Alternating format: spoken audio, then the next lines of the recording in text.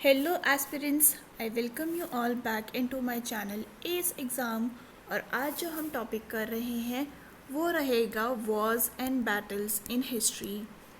ठीक है, ये बहुत इम्पॉर्टेंट टॉपिक हो जाता है in the exam perspective. And अगर आपको इसका पीडीएफ चाहिए तो आप मेरे टेलीग्राम चैनल से जुड़ सकते हैं।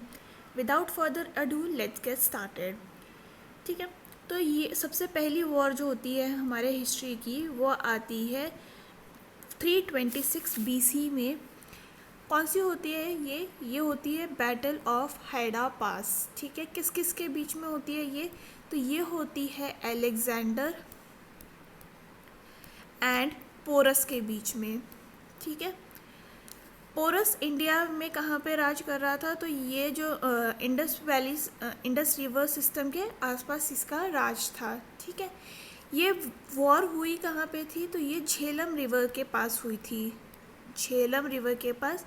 झेलम रिवर का एंशियंट नेम की अगर हम बात कर ले तो एंशियंट नेम क्या है इसका है वितस्ता। वितस्ता। ठीक है, तो आपको जो झेलम के पुराने नाम है ना वो याद होने चाहिए। जैसे कि अगर हम बात करें, इंडस का हो गया सिंधु, चेनाब का हो गया अस्कनी, ब्यास का हो गया बिपाशा, और झेलम का हो गया वितस्ता। ये सारे नाम हैं जो आपको सतलुज का हो गया शतुधरी। ठीक है, ये आपको पता होने चाहिए। इसमें वैसे तो हिस्ट्री में बोला जाता है कि अलेक्जेंडर की जीत हुई थी, बट ऐसा एंड अलेक्जेंडर पोरस की जो क्या कहते हैं बहादुरी से वो उसको उसका लैंड वापस कर देता है।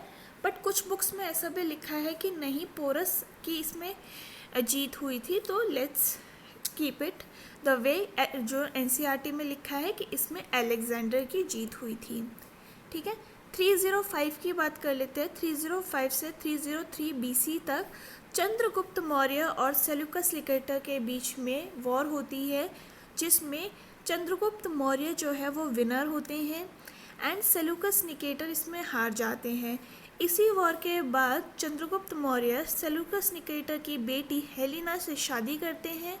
ठीक है, एंड अगर हम बात करें, चंद्रगुप्त मौर्य ने मौर्य वंश की स्थापना करी थी।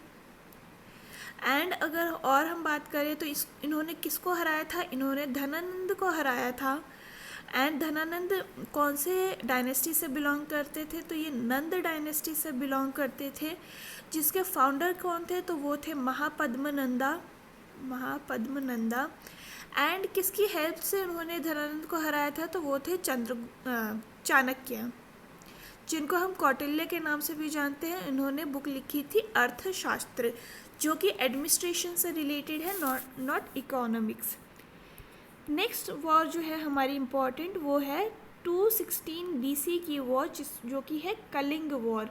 ठीक है, कलिंग वॉर की अगर हम बात करें तो ये किस किस के बीच में होती है? ये अशोका वर्सेस लिख देती हूँ मैं, राजा अनंत पद्मनाभन इनके बीच में होती है। एंड इसमें अशोक की जीत होती है। अशोक इस वॉर के बाद काफ़ी सारे लोगों की डेथ हो जाती है, जिसके बाद ये बोला जाता है कि अशोक ने मतलब बुद्धिज़्म को अडॉप्ट कर लिया था इसके बाद। ठीक है, बुद्धिज़्म अडॉप्ट कर लेते हैं वो, ताकि वो अपने पापों का पश्चाताप कर सकें। कलिंग वॉर का जो आपको मतलब एविडेंस किस इंस्क्रिप्शन में देखने को मिलता है? तो ये 13th इंस्क्रिप्शन में आपको इसका रेफरेंस देखने को मिल जाएगा। नेक्स्ट जो है हमारे पास वो कौन सी है? तो वो है 618 से 619 बीसी बैटल ऑफ पुलालूर, जो किस किस के बीच में होती है? तो ये होती है चालुक्य डायनेस्टी के किंग पुलकेशिन II के बीच में। पुलकेशिन II और किसके अगेंस्ट में होती है ये? तो ये पल्लव किंग जो होते हैं, पल्लवा किंग कौन थे? ये थे महेंद्र वर्मन। इन दोनों के बीच में ये वॉर होती है। ठीक है, कहाँ पे होती है ये? तो ये होती है नर्मदा रिवर पे। नर्मदा रिवर पे ये वॉर लड़ी जाती है। इसका रेफरेंस आपको कहाँ देखने को मिल जाएगा? तो इसका रेफरेंस आपको ऐहोल इंस्क्रिप्शन में देखने को मिल जाएगा, राइट। मूविंग फॉरवर्ड, नेक्स्ट जो वॉर है हमारी वो है 1712 की बैटल ऑफ रजौर ब्राह्मणिज्म। ये किस किस के बीच में होती है? तो ये होती है मोहम्मद बिन कासिम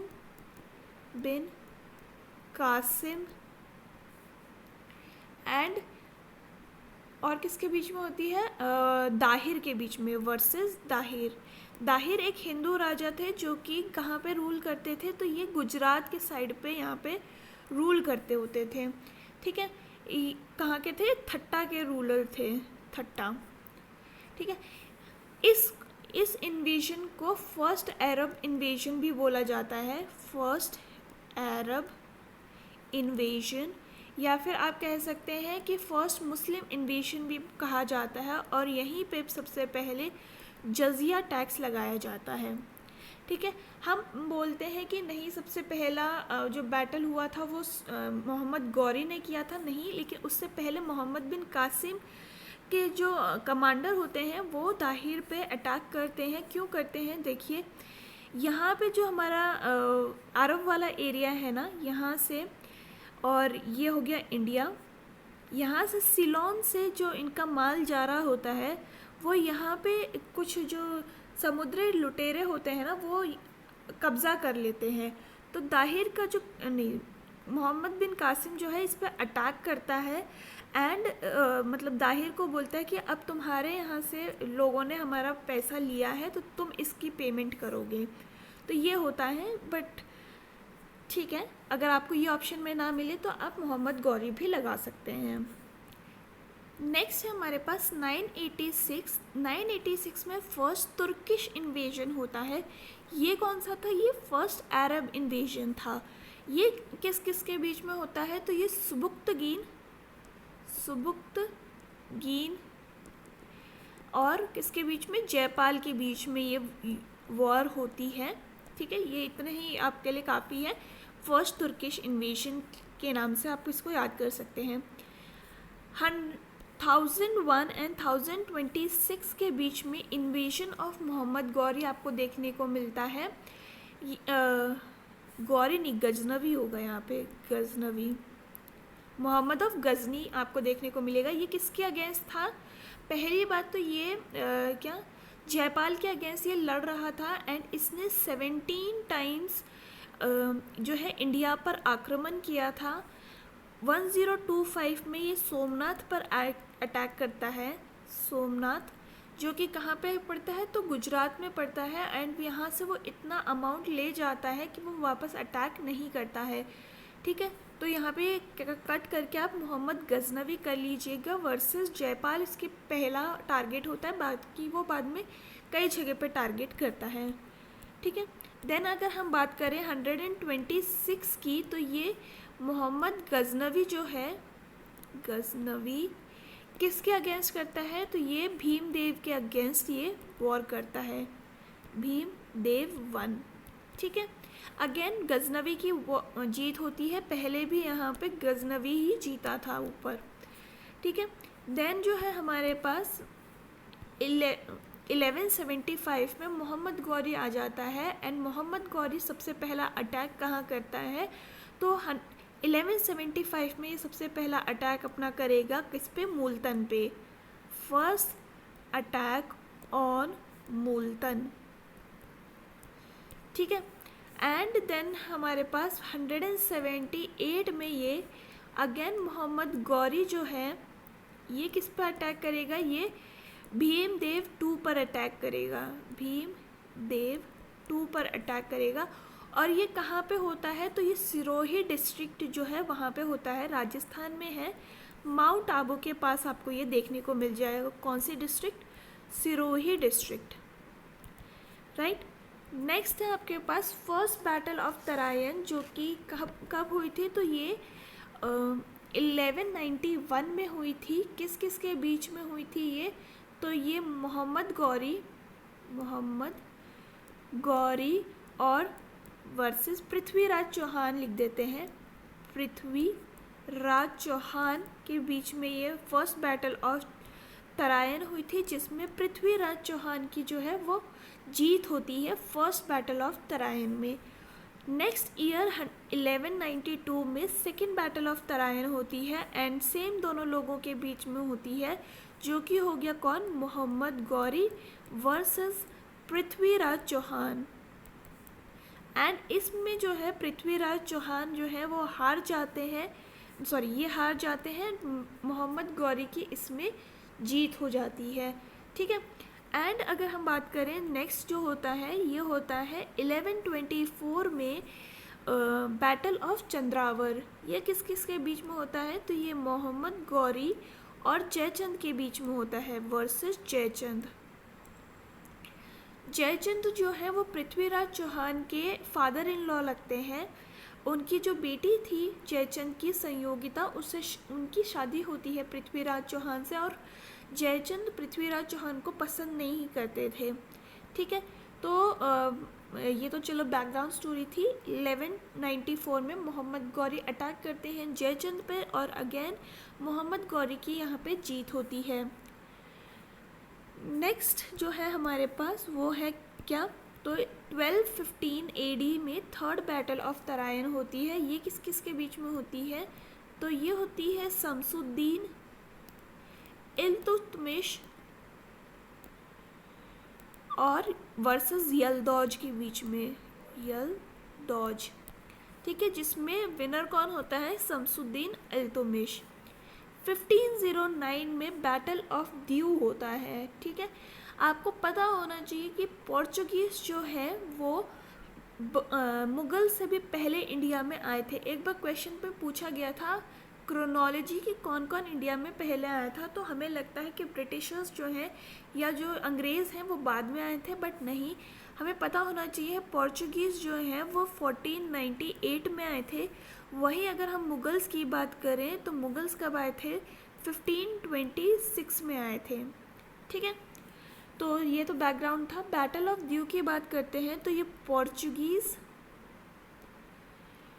वर्सेस कई लोग थे इसके वर्सेस में, जो कि थे जैसे कि सुल्तान ऑफ गुजरात प्लस ज़ैमुरिन। ज़ैमुरिन वही है जिन्होंने पोर्चुगीज़ या फिर वास्को ड गामा को रिसीव किया था कैलीकट में। देन है हमारे पास Mamluk of Egypt and Ottoman Empire. इनके बीच में ये लड़ाई होती है। ठीक है, इम्पॉर्टेंट उतना नहीं है हमारे लिए, खैर कोई बात नहीं। फर्स्ट बैटल ऑफ पानीपत है हमारे पास 1526 में होती है। एंड ये किस किस के बीच में होती है, तो ये होती है इब्राहिम लोधी के बीच में वर्सेस बाबर। ठीक है, तो अगर हम बात करें इसमें जो है बाबर की जीत होती है। बाबर को किसने बुलाया था ये आप मुझे कमेंट सेक्शन में बताएंगे। आइडिया मैं दे देती हूँ, इब्राहिम लोधी के चाचा जी थे वो, जिन्होंने बाबर को इनवाइट किया था कि आप अटैक करिए इंडिया पे। बाबर जो है वो फरगना की गद्दी पे बैठा था। एंड फरगना कहाँ पे है, तो ये अफ़गानिस्तान के एरिया में पड़ता है।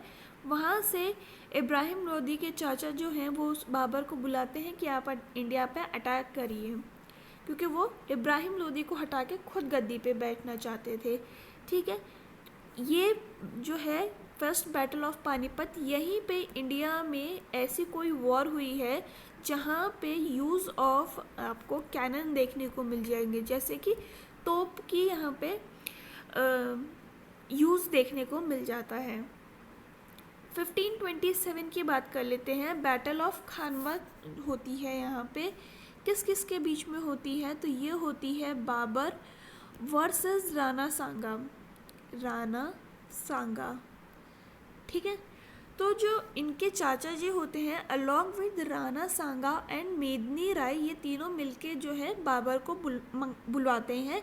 एंड वो बोलते हैं कि हम आपकी हेल्प करेंगे इब्राहिम लोधी को हराने में, बट ये लोग जो है बैकस्टैब कर देते हैं बाबर को and they don't help it. तो अगले साल जो है बाबर खानवा के युद्ध में राणा सांगा के साथ वॉर करता है एंड अगेन बाबर की यहाँ पे जीत हो जाती है।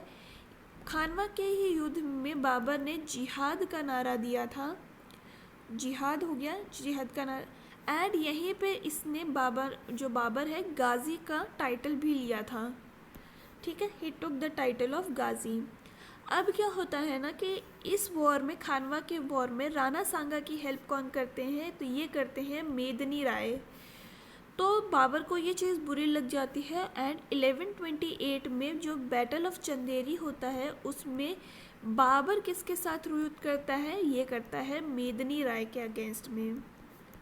ठीक है, मेदिनी राय के अगेंस्ट में ये होता है बैटल ऑफ चंदेरी। इसकी अगर हम बात करें तो अगेन इसमें बाबर ही जीतता है। 1529 में बैटल ऑफ घाघरा करा जाता है एंड ये किस किस के बीच में होता है, तो ये होता है बाबर वर्सेस सुल्तान महमूद लोधी के बीच में, जो कि एक अफ़गानी थे। ठीक है, अफ़गान से आए थे। बाबर की इसमें जीत होती है एंड ये पहला वॉर था घाघरा वाला, जो लैंड एंड वाटर दोनों जगह लड़ा गया था, लैंड एंड वाटर। ठीक है, अगर आपको इसका क्रोनोलॉजी याद करना है तो जैसे आप कैसे याद कर सकते हैं, जो ट्रिक है वो ये है, 26 में पानी पिया, 27 में खाना खाया, खाना इस खानवा, देन 28 में चल दिया एंड 29 में घर पहुंच गया एंड 30 में मर गया। तो जो बाबर है वो 1530 में उसकी डेथ हो जाती है, इसीलिए उसका जो टाइम पीरियड है इंडिया में वो बहुत छोटा होता है। ट्रिक क्या है, 26 में पानी पिया, 27 में खाना खाया, 28 में चल दिया, 29 में घर पहुंचा और 30 में मर गया। ठीक है, नेक्स्ट आता है हमारे पास क्या, बैटल ऑफ चौसा। एंड अगर हम बात करें इसकी, ये किस किस के बीच में हुई थी, तो ये हुई थी शेर शाह सूरी वर्सेस हुमायूं के बीच में। Humayun is son of Babur. ठीक है, तो इसमें जो विनर होते हैं वो कौन होते हैं, ये होते हैं शेरशाह सूरी। एंड इसी वॉर के बाद जो शेरशाह सूरी होते हैं वो अपना जो नाम है वो कॉइन पे मिंट करना शुरू कर देते हैं। ठीक है, नेक्स्ट जो वॉर है वो है हमारे बैटल ऑफ कन्नौज। तो बैटल ऑफ कन्नौज को हम बैटल ऑफ बेलग्राम भी कहते हैं, दोनों एक ही वॉर का नाम है। तो आपसे कन्नौज या बेलग्राम कुछ भी पूछा जा सकता है। अगेन ये क्या होता है, जैसे चौसा में जो शेरशाह सूरी और हुमायूं के बीच में हुआ था, तो शेरशाह सूरी जीत तो गया था बट उसने फुल कब्ज़ा नहीं किया था। तो अगले साल जब वो फिर से शेर शाह सूरी और हुमायूं के बीच में फिर से वॉर होती है, तब हुमायूं जो है वो भाग जाता है वहाँ से एंड शेरशाह सूरी अपना इस्टेब्लिशमेंट कर देता है, like he declare himself as a sultan. ठीक है, 1555 को हम बात करते हैं। तो यहाँ पे क्या होता है ना, बेसिकली शेरशाह सूरी की डेथ हो जाती है, राइट। तब मतलब अभी अब 15 ईयर्स हो गए। 15 ईयर्स जो है वो हुमायूं जो है वो मतलब एग्ज़ाइल में रहता है, मतलब वो भागा हुआ रहता है, वो इंडिया में वापस ही नहीं आता है। तो अब क्या होता है, वहीं पे मतलब जब वो बाहर होता है तभी अकबर का भी जन्म होता है। एंड जब 1555 तक शेरशाह सूरी की डेथ हो जाती है, तब बैटल ऑफ मच्छीवाड़ा होता है किस किस के बीच में, तो ये होता है हुमायूं के बीच में एंड तातर खान के बीच में। तातर खान, जिसमें विनर कौन होता है, तो इसमें विनर होते हैं हुमायूं एंड वो रीस्टैब्लिश करते हैं किसको, मुग़ल डायनेस्टी को। ठीक है, एंड अगर हम बात करें तो 1556 में हुमायूं की डेथ हो जाती है बाय फॉलिंग फ्रॉम द जो स्टेयर्स ऑफ हिज लाइब्रेरी। ठीक है, नेक्स्ट जो है हमारे पास 1556, ये होता है हमारा सेकंड बैटल ऑफ पानीपत। तो अगर आपको मैंने बताया जैसे थोड़ी देर पहले कि जो हुमायूं है वो 1556 में उसकी डेथ हो जाती है एंड अकबर उस टाइम पे बहुत छोटा होता है। ठीक है, he was just 14 years old and इसीलिए जो सेकेंड बैटल ऑफ पानीपत है, वैसे तो हम लिखते हैं कि हेमू वर्सेस अकबर हुआ था ये, बट अकबर की जगह पे किसने इसको लड़ा था, तो ये लड़ा था बैरम खान ने। बैरम खान जो कि कमांडर थे अकबर के। कमांडर बोल लो, गार्जियन बोल लो, एक ही बात है, ठीक है। इसमें जो विनर होते हैं वो अकबर होते हैं। सेकेंड बैटल ऑफ पानीपत 1556 में। 1565 में होती है बैटल ऑफ तालीकोट, ठीक है, जो कि किस किस के बीच में होती है, तो ये डेक्कन सल्तनत वर्सेस विजयनगर एम्पायर के बीच में होती है। विजयनगर एम्पायर, ठीक है।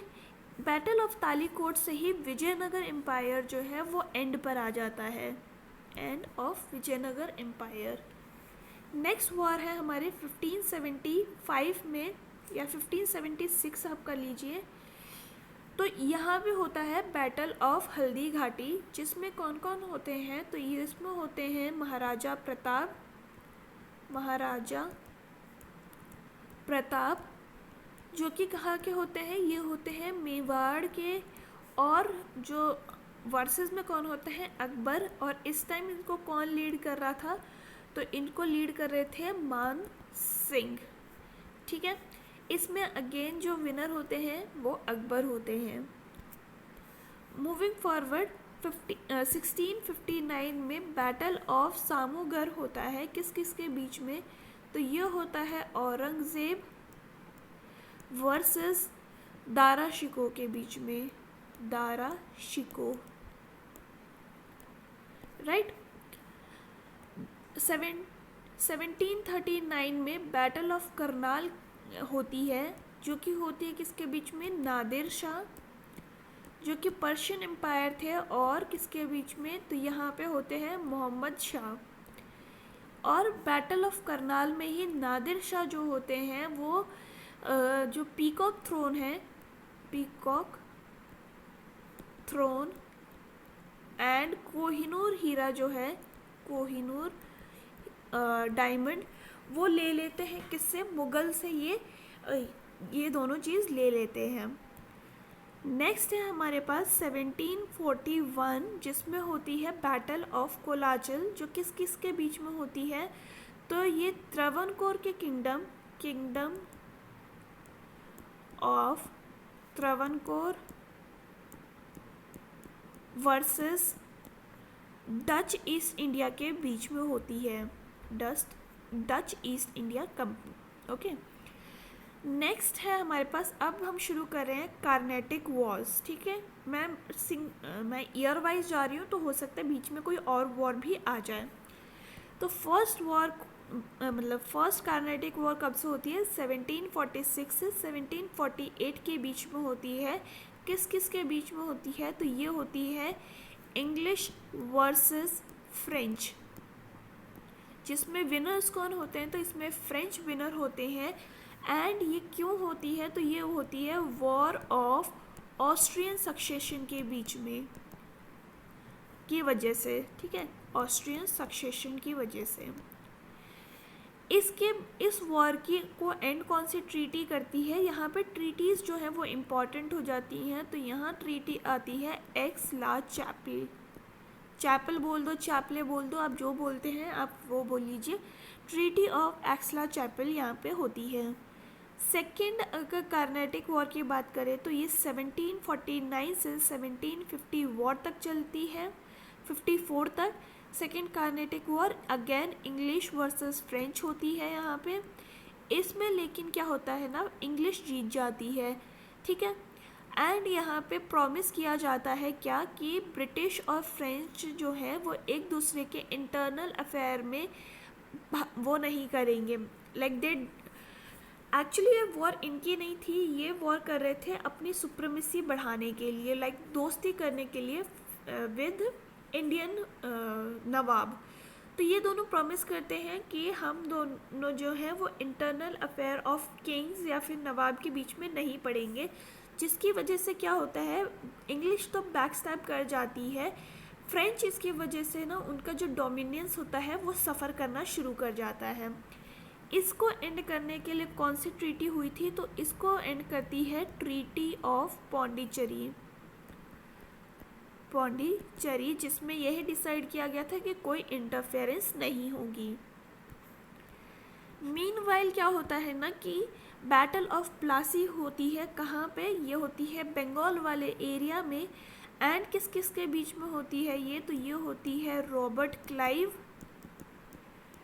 Versus Nawab of Bengal, Nawab of Bengal Siraj ud Daula, Siraj ud Daula. ठीक है, अब इसमें क्या होता है कि जो सिराजुद्दौला के कमांडर थे मीर जाफ़र, ये उनको धोखा दे देते हैं, जिसकी वजह से नवाब ऑफ बंगाल हार जाते हैं और रॉबर्ट क्लाइव की यहाँ पे जीत हो जाती है। जिसके बाद क्या होता है कि यहाँ पे ब्रिटिश रूल का इस्टेब्लिशमेंट हो जाता है। ठीक है, और यहाँ पर जो आप कह सकते हैं गवर्नर ऑफ बंगाल जो है फर्स्ट हमारे कौन बनते हैं, रॉबर्ट क्लाइव जो है वो फर्स्ट गवर्नर ऑफ बंगाल बनते हैं। 1758 टू 1763 में थर्ड बैटल ऑफ कार्नेटिक होती है, किस किस के बीच में, again British versus French. And इसमें जीत होती है ब्रिटिश की और ये फाइनली फ्रेंच को इंडिया से एलिमिनेट कर देती है। ठीक है, कुछ मतलब एलिमिनेट नहीं बोलूँगे, कुछ एरियाज़ में रिस्ट्रिक्ट कर देती है। नेक्स्ट है हमारे पास बैटल ऑफ वॉन्डी वॉश, जो कि कब होती है, तो ये 1760 में होती है। एंड नहीं, एक मिनट, मैंने थोड़ा सा उल्टा बोल दिया। जो थर्ड बैटल ऑफ कार्नेटिक है वो ट्रीटी ऑफ पेरिस से कंक्लूड होती है, treaty of Paris, pardon me for that. Battle of Wandiwash में जो है वो ब्रिटिश और फ्रेंच अगेन लड़ते हैं एंड फ्रेंच, जिसमें फ्रेंच हार जाती है एंड ब्रिटिश जो है वो जीत जाती है। एंड इसमें ख़त्म होता है फ्रेंच का सिग्निफिकेंस, वो कुछ लिमिटेड एरिया में रिस्ट्रिक्ट होके रह जाते हैं। मूविंग फॉरवर्ड 1716 में हमारे पास आता है थर्ड बैटल ऑफ पानीपत। ये किस किस के बीच में होता है, तो ये होता है मराठास वर्सेस दौरानी एम्पायर, दुरानी बोल दीजिए, दौरानी बोल दीजिए, एम्पायर के बीच में ये होती है। एंड अगर हम बात करें मराठा साइड से कौन लड़ रहे थे, तो ये थे सदाशिवराव, सदाशिवराव थे यहाँ पे। एंड दौरानी एम्पायर के साइड से अहमद शाह अब्दाली थे, अहमद शाह अब्दाली। ठीक है, इसमें क्या होता है, मराठास की काफ़ी बुरी तरीके से हार होती है। एंड इस वॉर को किस ट्रीटी के बाद कंक्लूड किया जाता है, तो ये किया जाता है treaty of Surat, right. Next जो वॉर आती है हमारे पास वो आती है 1760 वॉर की, 1764 की बैटल ऑफ बक्सर, जो किस किस के बीच में होती है, तो ये होती है ब्रिटिश वर्सेस, यहाँ पे आते हैं Mir Qasim plus Shujauddaula. Battle of Plassey में हमने सिराजुद्दौला देखा था, यहाँ आते हैं सुजाउद्दौला, ठीक है, plus Shah Alam two and Ahmad Shah Abdali. ठीक है, एंड अगर हम बात करें इसमें जीत किसकी होती है, तो ये होती है ब्रिटिशर्स की। ब्रिटिशर्स की तरफ से कौन लड़ रहा होता है, तो ये लड़ रहे होते हैं हेक्टर मुनरो। ठीक है, एंड जो बैटल ऑफ बक्सर है उसके बाद जो ब्रिटिश की सुप्रीमेसी है वो इस्टेब्लिश हो जाती है, ब्रिटिश सॉवरेनिटी वाज इस्टेब्लिश्ड। तो आप अगर आपसे पूछा जाए कौन सी वॉर के बाद ब्रिटिश की सुप्रीमेसी इस्टेब्लिश होगी थी, तो आप बैटल ऑफ बक्सर लिखेंगे विच इज़ 1764। नेक्स्ट जो है हमारे पास 1767 से 1769 फर्स्ट एंग्लो मैसूर वॉर अब होते हैं। अब हमारे पास एंग्लो मैसूर वॉर शुरू हो गए हैं, जो कि Mysore versus east India company के बीच में होते हैं, जिसमें मैसूर जो है वो जीत जाता है। मैसूर की तरफ से अभी लड़ रहे होते हैं कौन? हैदर अली। ठीक है, हैदर अली यहाँ पे लड़ रहे होते हैं। एंड इस वॉर को कंक्लूड कौन सी ट्रीटी करती है? तो ये करती है ट्रीटी ऑफ मद्रास। इस ट्रीटी में ये होता है कि अगर मतलब ये दोनों एक दूसरे को प्रोटेक्ट करेंगे फ्रॉम एक्सटर्नल एग्रेशन। कोई भी अगर इस पे एग्रेशन दिखाएगा तो दे विल हेल्प। ठीक है, इसमें अब एक छोटी सी बैकग्राउंड स्टोरी मैं आपको बताना चाहूँगी। जो मैसूर होता है ना वो कॉन्स्टेंटली कॉन्फ्लिक्ट में रहता है किससे? मराठास से। मराठास यहाँ है, मैसूर यहाँ है। एंड मराठास क्या होते हैं कि धीरे धीरे दे टेक अवे दी क्या कहते हैं, छोटे छोटे अटैक्स करके मैसूर का पार्ट ले जाते हैं। ठीक है, तो ये चीज़ होती है एंड इसके वजह से मराठास और मैसूर कॉन्फ्लिक्ट में रहते हैं। तो जैसे ट्रीटी ऑफ मद्रास हो गई ना, इसमें प्रोटेक्ट करने की बात हुई थी फ्रॉम एक्सटर्नल एग्रेशन। बट इसी के बाद क्या होता है कि यहाँ पे मराठास जो है वो मैसूर पर अटैक कर देते हैं और जो ईस्ट इंडिया कंपनी है वो डिच कर देती है किसको? मैसूर को। एंड वो बचाती नहीं है। तो अब क्या होता है कि इसके बाद हमारा उससे पहले हम देख लेते हैं फर्स्ट एंग्लो मराठा वॉर। ठीक है, यहाँ पे मैसूर है, यहाँ मराठा है। 1775 से 1782 के बीच में होती है। ये किस किस के बीच में होती है? तो ये east India Company and Marathas के बीच में होती है, जिसमें मराठा जो है वो जीत जाते हैं। यहाँ पे कौन सी ट्रीटी होती है? तो ये होती है ट्रीटी ऑफ सालबाई। ठीक है, बट वहीं पर इस वॉर के दौरान जो होते हैं रघुनाथ राव वो एक ट्रीटी कब साइन कर लेते हैं? वॉर चलते चलते ही 1775 में ही वो एक ट्रीटी साइन कर देते हैं, जिसको हम कहते हैं ट्रीटी ऑफ सूरत। ठीक है, अब ये क्या क्यों करते हैं? क्योंकि इनको बनना था पेशवा, इसलिए ये पहले ही इसको साइन कर देते हैं। फाइनली जो वॉर ख़त्म होती है वो होती है ट्रीटी ऑफ सालबाई से एंड। ठीक है, अब मैंने जो आपको स्टोरी बताई थी कि जो मराठास हैं वो अटैक कर देते हैं किस पे? मैसूर पे, और ब्रिटिशर्स हेल्प नहीं करते हैं। तो ये बात जो है वो हैदर अली को बुरी लग जाती है। ठीक है, तो 1780 से 84 के बीच में ईस्ट इंडिया कंपनी और हैदर अली के बीच में फिर से वॉर होती है। हैदर अली, ठीक है, ईस्ट इंडिया की तरफ से कौन लड़ रहे थे? तो ये लड़ रहे थे सर आयर कूट यहाँ पे लड़ रहे थे। ठीक है, अब क्या होता है ना कि इस वॉर में हैदर अली की हो जाती है डेथ वॉर में नहीं होती है, he dies due to cancer. ठीक है, एंड इसको फिर इस वॉर को कौन कंटिन्यू रखते हैं? तो ये उनके बेटे जो होते हैं वो इसको कंटिन्यू रखते हैं, which is Tipu Sultan. And ये वॉर कंक्लूड होती है ट्रीटी ऑफ मैंगलोर से। ठीक है, फर्स्ट वाली ट्रीटी होगी फर्स्ट एंग्लो मैसूर वॉर की ट्रीटी कौन सी है? मद्रास। सेकंड होगी मैंगलोर। ठीक है, इसी बीच एक और वॉर होती है जो कि होती है 1781 की, दैट इज़ बैटल ऑफ पुललूर, जो कि पार्ट होता है सेकेंड एंग्लो मैसूर वॉर का ही, जिसमें दोनों पार्टीज़ जो होती हैं वो क्लेम करती हैं कि उनकी जीत हुई है। ठीक है, इसीलिए ये इम्पॉर्टेंट नहीं है, मे भी आपसे ईयर पूछा जा सकता है। 1790 से 1792 again third Anglo Mysore war होती है, जिसमें East India Company and Tipu Sultan होते हैं, क्योंकि हैदर अली की डेथ हो चुकी है। ईस्ट इंडिया की तरफ से कौन लड़ रहे हैं? तो कॉर्नवालिस लड़ रहे हैं। देखिए, जो सेकंड में थे वो कौन थे? तो वो थे आयर कूट। थर्ड में है कॉर्नवालिस। ठीक है, इस वॉर की एंडिंग होती है ट्रीटी ऑफ श्रीरंगपट्टनम से।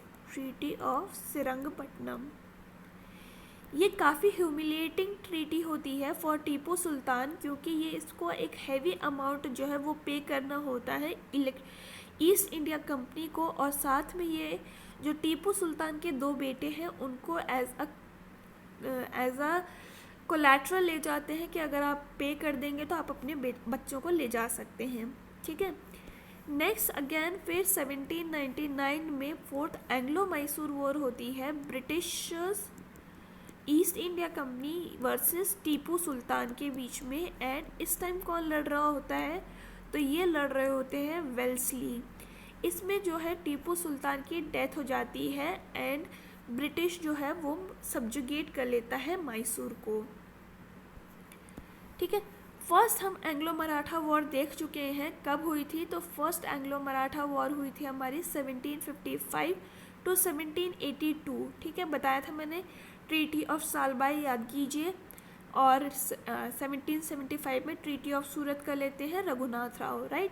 तो वहीं पर उसी का ही कंटिन्यू करते हुए सेकेंड एंग्लो मराठा वॉर होती है 1803 से लेकर 1805 के बीच में, EIC वर्सेस मराठास के बीच में, जिसमें काफ़ी सारी ट्रीटीज़ होती हैं, जैसे कि treaty of Devgaon, treaty of Surji Anjangaon, treaty of Rajghat and treaty of बसीन, राइट। नेक्स्ट जो आ जाता है हमारे पास कि 1817 से 1818 में जो कि थर्ड एंग्लो मराठा वॉर होती है हमारी, एंड ये कौन लड़ रहा होता है, तो ये होता है EIC versus Maratha. Again Maratha की तरफ से बाजीराव इसको लड़ रहे होते हैं, और इसके बाद जो एंड ऑफ मराठास हो जाता है।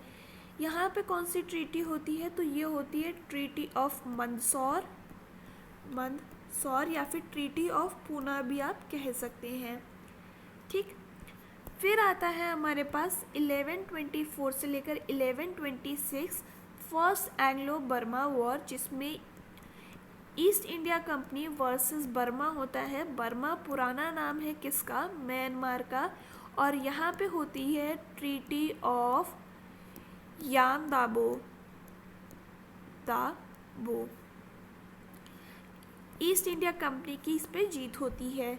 1838 में आ जाता है 1838 से 1842 में हो जाता है हमारे पास फर्स्ट एंग्लो अफगान वॉर, जिसमें East India Company versus Afghan होते हैं। एंड इसमें जो ट्राईपार्टाइट ट्रीटी होती है वो किस किस के बीच में होती है, तो ये होती है Ranjit Singh, Shujauddaula and Lord Auckland. ठीक है, नेक्स्ट है हमारे पास 1145 से 1146 फर्स्ट एंग्लो सिख वॉर भी यहाँ पे शुरू हो चुकी है। 3 फर्स्ट हमने देख ली, बर्मा, अफगान एंड अब हम सिख देख रहे हैं। यहाँ ईस्ट इंडिया वर्सेस सिख हो जाता है, एंड यहाँ कौन लड़ रहे होते हैं ईस्ट इंडिया की साइड से, तो ये होते हैं हार्डिंग। ठीक है, यहाँ पे कौन से होती है ट्रीटी, तो ये होती है ट्रीटी ऑफ भैरोवाल भी बोल सकते हैं आप, या फिर आप बोल सकते हैं ट्रीटी ऑफ लाहौर। 1846 में होती है हमारी बैटल ऑफ सरबरम, जो कि होती है किसका पार्ट, ये होती है फर्स्ट एंग्लो सिख वॉर का पार्ट। 1848 में हम आ जाते हैं, सेकेंड एंग्लो सिख वॉर होती है हमारी east India Company versus Sikh के बीच में, एंड सिख इसमें जीत जाते हैं, राइट। यहीं पे इसी के बीच में या फिर इसी का ही पार्ट होता है हमारा बैटल ऑफ चिलियानवाला, जिसमें कोई भी डिसीजन नहीं आता है कि कौन जीता है। यहाँ अब हमारे पास आ जाती है कि 1852 से 1853 में सेकेंड एंग्लो एक मिनट कुछ गड़बड़ है, 752 से एंग्लो बर्मा वॉर आएगी यहाँ पे, हाँ ये बर्मा वॉर है, बर्मा। ठीक है, 1852 से 1853 में सेकेंड एंग्लो बर्मा वॉर होती है। 1885 में थर्ड एंग्लो बर्मा वॉर होती है। यहाँ अब बीच में अब एक चीज़ ऐड करेंगे, मैंने शायद ईयर और ये दोनों एक्सचेंज कर दिए थे। 1878 से 1880 तक होती है हमारी सेकेंड एंग्लो अफ़गान वॉर, जो कि east India Company and Afghan के बीच में होती है। एंड यहाँ पे कौन सी ट्रीटी होती है, तो ये होती है treaty of Peshawar and treaty of Gandamak, ठीक है।